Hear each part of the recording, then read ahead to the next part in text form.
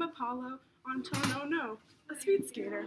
Hi, I'm Barack Obama, former Wow. President of the United States of America. Wow, nice to meet you. What is it like speed skating? Basically, one man from each country skate around on a ramp, and whoever wins, well, wins. Who has won in the past years? I don't know why you care, but in 2014, Charles Hamlin from China got gold, Tan Yu Ham from China got silver, and Victor An from Russia got bronze. And in 2010, Hansi Lee got gold, and I got silver, and J.K. something from USA got bronze. Wow, what are the rules?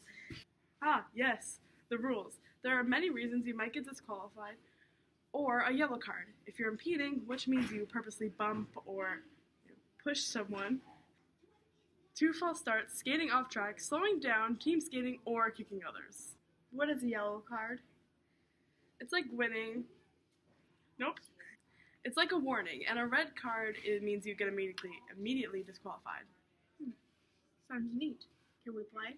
Dude, that's a lit idea, fam. Don't say that again. Well, sorry. I can paid my due. Let's go.